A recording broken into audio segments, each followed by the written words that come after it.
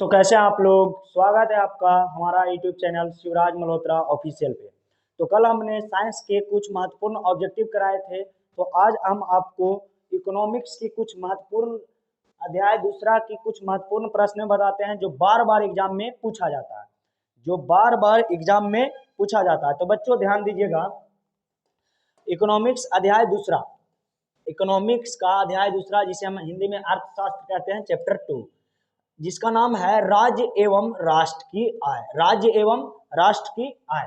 तो राज्य समझ में आ रहा है, राष्ट्र समझ में आ रहा है। राष्ट्र का मतलब देश, राष्ट्र का मतलब देश। अब आय क्या है? आय क्या है? इनकम। आय को अंग्रेजी में क्या कहते हैं? इनकम। इनकम क्या है? देखिए, जब कोई व्यक्ति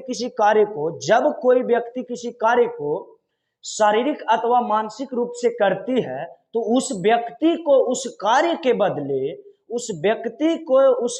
बदले जो प्राश्रमिक मिलता है उसे ही हम क्या कहते हैं? आय कहते हैं। आय कहते हैं।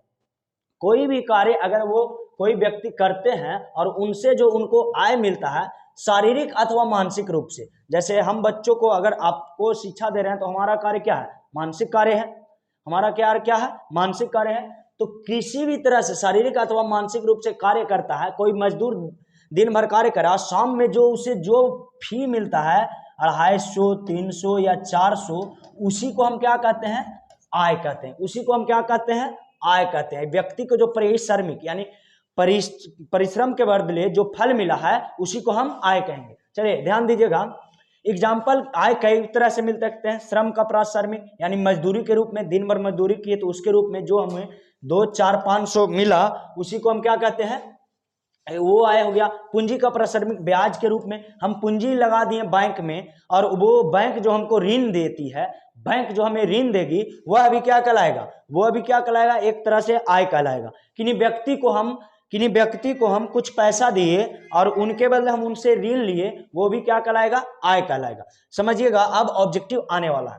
देखिए, व्यक्ति को आय प्राप्त होने के लिए सिर्फ मुद्रा नहीं वस्तु भी हो सकती है। जैसे कोई व्यक्ति अगर किसी चीज कार्य को करते हैं तो उनके बदले वो उनसे ही वही चीज ले लेते हैं। जैसे कोई व्यक्ति अगर अनाज उतार रहे हैं, किसी वाहन पर से अनाज को खाली कर रहे हैं, तो अनाज को खाली करने के लिए वो क्या करते हैं कि कह देते हैं कि मालिक हमको 10 केजी अनाजे दे दीजिए, 10 केजी अनाजे दे दीजिए। यानी कि वस्तु के बदले उन्होंने क्या किया कि आय ना यानी पैसा, मुद्रा का मतलब क्या है? पैसा ना लेकर उन्होंने वस्तु ले लिया। कोई व्यक्ति अगर केला उतारे तो केला के बदले केला ही ले लिए, तो वो क्या कहलाएगा? वह भी उनका क्या है? आय है। तो समझिएगा, अब समझना, यहां से ऑब्जेक्टिव पूछता है। देखिए, सबसे पहले हम समझेंगे कि किसी भी देश अथवा राज्य को उसके आय के आधार पर उसे विकासशील या विकसित श्रेणी में रखा जाता है। यानी कि किसी राज्य को जितना आय रहेगा उतना उसे विकास के श्रेणी में रखा जाएगा। श्रेणी करने का मतलब कौन नंबर पे, कितना नंबर पे उन्हें रखा जाएगा। समझिएगा, भारत में गोवा का प्रथम स्थान है, दूसरा पे दिल्ली है और तीसरा पे हरियाणा। यानी विकसित राज्यों में गोवा जो है नंबर 1 है। गोवा कौन है? भारत का number 1। Number 2 Delhi, number 3 Haryana. चलिए, तो सबसे पीछे कौन है? तो बिहार, उड़ीसा और मध्य प्रदेश है जो विकास के मामले में निचली श्रेणी में आता है। यानी अगर किसी चीज का श्रेणी बनाया गया तो ऊपर में गोवा है पहला नंबर पे, दूसरा पे दिल्ली और तीसरा पे हरियाणा है, और नीचे में बिहार है, मध्य प्रदेश है और उड़ीसा है। समझिएगा, बिहार की आय क्या है? बिहार की आय, इनकम ऑफ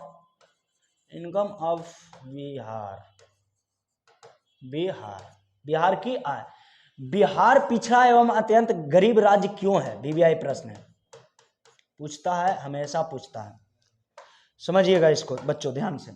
बिहार अत्यंत एवं गरीब पिछड़ा हुआ राज्य है क्योंकि यहाँ व्यापक प्रवृत्ति मौजूद है।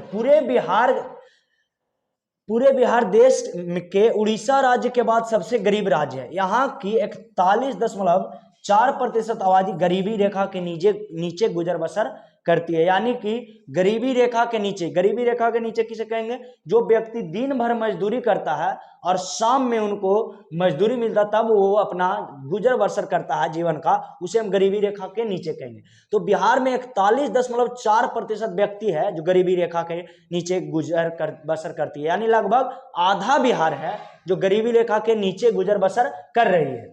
तो आंसर हम लिखेंगे बिहार एक अत्यंत गरीब पिछड़ा हुआ राज्य है, क्योंकि यहाँ गरीबी व्यापक प्रवृत्ति मौजूद है। पूरे बिहार देश के उड़ीसा राज्य के बाद सबसे गरीब राज्य है। यहाँ के 41.4% गरीबी रेखा के नीचे गुजर बसर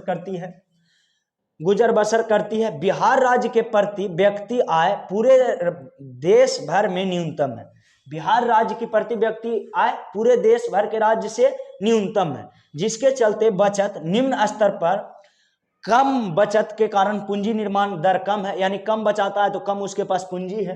निर्माण कम के कारण विनियोग भी कम होता है। विनियोग मतलब जो सेविंग करते हैं, भविष्य के लिए रखते हैं कि हम भविष्य में इस पैसे को ज्यादा कीमत आ जाएगा, तो वो भी क्या, विनियोग भी इस वस्तु का ज्यादा कीमत होगा, तो विनियोग भी क्या होता है, कम होता है, जिसके परिणाम स्वरूप बिहार के प्रति व्यक्ति आय पुनः निम्न स्तर पर कायम रहती है, जिसके कारण बिहार गरीब एवं पिछड़ा राज्य है।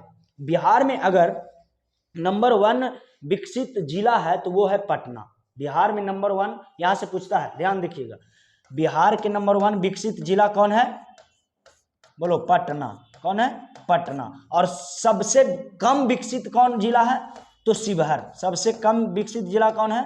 शिवहर। सबसे विकसित पटना, सबसे कम विकसित शिवहर। देखिए, एक महान अर्थशास्त्री थे, उन्होंने कहा था गरीबी ही गरीबी को जन्म देता है। यह प्रसिद्ध कथन एक महान अर्थशास्त्री रैगनर नरकस ने दिए थे। उन्होंने कहा था गरीबी ही गरीबी को जन्म देती है, यानी गरीब ही गरीबी को जन्म देती है। जैसे गरीब लोग अशिक्षित रह जाते हैं, अज्ञान रह जाते हैं, जिसके कारण वो अपने बच्चों की संख्या बढ़ा देते हैं, यानी 2-4 बच्चे, मिनिमम 2 बच्चे 4 बच्चे होनी चाहिए। वो क्या करते हैं, गरीबी के कारण वो बच्चों की संख्या क्या कर देते हैं, बढ़ा देते हैं। जैसे एक अशिक्षित व्यक्ति अपना आप में 5 से 7 बाल बच्चे को जन्म देते हैं और कहते हैं कि अगर 5-7 बाल बच्चे 5,000 रुपया कमाए 7 गो, तो 7 पचे के 35,000 रुपया हमारे यहाँ आएगा। लेकिन वो सही से उनका भरण पोषण नहीं हो पाता है, उसके चलते वो क्या हो जाते हैं, गरीब रह जाते हैं, गरीब ही रह जाते हैं। वो भी मजदूरी करने लगते हैं 200-400 रुपये में। तो गरीबी ही गरीबी को जन्म देती है। चलिए अगला है, आय के साथ गरीबी का संबंध स्थापित करें। आय के साथ गरीबी का संबंध स्थापित करें। एक गरीब व्यक्ति कम कमाएगा, उनके पास कम बचत होगा। कम बचत होगा तो वो कम विनियोग करेंगे। विनियोग मतलब कि भविष्य के लिए कम रखेंगे। तो कम रखेंगे तो क्या होगा, कम बचत होगी, पूंजी का निर्माण कम होगा, जिससे विनियोग कम होगा, जिसके परिणाम स्वरूप प्रति व्यक्ति आय निम्न स्तर पर कायम रहती है। इसी के कारण क्या हो गया, आय के साथ गरीबी का संबंध हुआ। यानी इनकम कम रहेगा तो सेविंग भी क्या होगा, कम होगा। इनकम कम है तो सेविंग भी क्या होगा, कम होगा। तो समझिए, इसका आंसर लिख दीजिएगा। ये कभी कभी 2 या 5 नंबर में पूछता है, तो लंबा करने के लिए हम इसी में लिख देंगे, गरीबी ही गरीबी को जन्म देता है। महान अर्थशास्त्री रैगनर नरकस द्वारा दिया गया था। तो हम समझेंगे पहले इसका आंसर, गरीबी का प्रति व्यक्ति आय पर गहरा प्रभाव पड़ता है। यानी गरीब व्यक्ति है तो उनका आय तो स्रोत तो कहीं रहता नहीं है, दिन भर कमाते हैं तो शाम में उसे खा ही जाते हैं। गरीबी के कारण बचत निम्न होती है। कम बचत के कारण पूंजी का निर्माण दर कम होती है, जिससे विनियोग भी कम होता है, जिसके परिणाम स्वरूप प्रति व्यक्ति आय निम्न स्तर पर कायम रहती है। यही हम लिख देंगे। 2 नंबर में पूछेगा तो मात्र इतना लिख देंगे कि आय के साथ गरीबी का संबंध स्थापित करें। चलिए नेक्स्ट, राष्ट्रीय आय क्या है, नेशनल इनकम क्या है। राष्ट्रीय आय क्या है, नेशनल इनकम क्या है, समझिएगा। किसी भी देश में एक वर्ष में उत्पादित वस्तुओं एवं सेवाओं के अर्जित कुल आय को कुल आय को हम राष्ट्रीय आय कहेंगे। किसी भी देश में उत्पादित वस्तु उत्पादन के द्वारा या सेवाओं, किसी प्रकार से सेवाओं के द्वारा अर्जित आय जो होगा, जो वहाँ जो कुल पैसा होगा, जो जिसकी कुल मात्रा को हम राष्ट्रीय आय कहेंगे, उसे क्या कहेंगे? राष्ट्रीय आय कहेंगे। अगला प्रश्न है कि प्रति व्यक्ति आय एवं राष्ट्रीय आय में अंतर स्पष्ट करें। तो सबसे पहले प्रति व्यक्ति आय क्या है? तो राष्ट्रीय आय में देश की कुल जनसंख्या से भाग देने पर, राष्ट्रीय आय में देश की कुल जनसंख्या से भाग देने पर जो भागफल आता है उसे हम प्रति व्यक्ति आय कहते हैं। अगर देश की कुल जनसंख्या मान लो कि 140 है, 140 करोड़ है, और यहाँ पे कुल जनसंख्या कितना है? 140 करोड़ है, और राष्ट्रीय आय, कुल राष्ट्रीय आय है मान लीजिए 5 लाख है, 10 लाख है, एक उदाहरण के लिए कुछ भी मान लेते हैं। तो जो इनसे काट के जो भागा हम देंगे और जो भागफल आएगा वही क्या कहलाएगा? प्रति व्यक्ति आय। तो अंतर कैसे लिखेंगे? तो दोनों का डिफिनेशन लिख देंगे, एक लिख देंगे राष्ट्रीय आय और दूसरा लिख देंगे प्रति व्यक्ति आय का डिफिनेशन। इसके लिए देखिए सूत्र है, एक फॉर्मूला है, समझ जाइए इनसे, कि प्रति व्यक्ति आय राष्ट्रीय आय बटा कुल जनसंख्या, यही क्या कहलाता है? प्रति व्यक्ति आय। एक और थे वैज्ञानिक हैं अर्थशास्त्र के प्रोफेसर अल्फ्रेड मार्शल के अनुसार, अल्फ्रेड मार्शल के अनुसार इन्होंने कहा था कि राष्ट्रीय आय किसे कहते हैं। ये कुछ डिफरेंट बताए थे कि किसी देश के श्रम एवं पूंजी और प्राकृतिक साधनों के प्रयोग करके, प्राकृतिक साधन जैसे कि किसी देश में खनिज निकलती है, पहाड़ों से तेल निकलने लगती है, टंगस्टन निकलने लगता है, नाइक्रोम निकलने लगता है, तो वो सब खनिजें जो निकलता है उनका प्रयोग करके, तो वो किन से निकल रहा है? प्राकृतिक से। तो उन सब का क्या हो रहा है? बिक्री हो रहा। तो उन सब के बेच के, उन साधनों को प्रयोग करके प्रति वर्ष भौतिक एवं अभौतिक वस्तुओं को विभिन्न प्रकार के सेवाओं, भौतिक मतलब कच्चा माल या उन्हें तैयार करके वस्तुओं को विभिन्न प्रकार की सेवाओं से शुद्ध समूह में उत्पन्न होता है, जो उत्पन्न होता है और जो उससे आय इनकम होता है, उसे हम क्या कहेंगे? राष्ट्रीय आय। उसे हम क्या कहेंगे? राष्ट्रीय आय। अब समझिएगा राष्ट्रीय आय की गणना, राष्ट्रीय आय की गणना की प्रमुख विधि, यानी कि दो माध्यम से राष्ट्रीय इनकम होगा तो कौन माध्यम को हम क्या कहेंगे? तो राष्ट्रीय आय की गणना अनेक प्रकार से की जाती है। राष्ट्रीय आय की गणना अनेक प्रकार से की जाती है, चूंकि राष्ट्र की व्यक्तियों को आय देखो यहाँ गलत लिखा हुआ, आय उत्पादन के माध्यम से अथवा मौद्रिक आय के माध्यम से प्राप्त होता है। एक होता है उत्पादन के माध्यम से और दूसरा मौद्रिक से, यानी कि इनकम से। देखिए समझिएगा किसे हम कहेंगे मौद्रिक और किसे कहेंगे आय। इसकी गणना जब उत्पादन के योग के द्वारा किया जाता है तो उसे उत्पादन की गणना विधि कहते हैं। ऑब्जेक्टिव पूछता है कि जब उत्पादन के योग द्वारा राष्ट्रीय आय की गणना की जाती है तो निम्न में से उसे क्या कहा जाता है? तो उत्पादन लगाया हुआ तो उसे क्या कहेंगे? उत्पादन की गणना विधि। दूसरा, जब राष्ट्र के व्यक्तियों के आय के आधार पर राष्ट्रीय आय की गणना की जाती है तो उसे गणना विधि को आय का गणना विधि कहते हैं। उस विधि को क्या कहते हैं? आय का गणना विधि कहते हैं।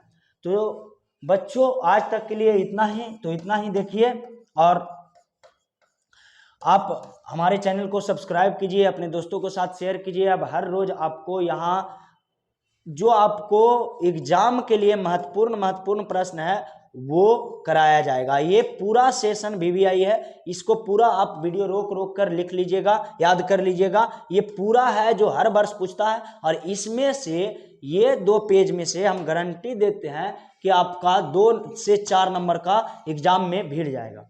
तो इसको ध्यान रखिएगा और तैयारी कीजिए, ढंग से अच्छे से तैयारी कीजिए। फिर मिलता है नेक्स्ट क्लास।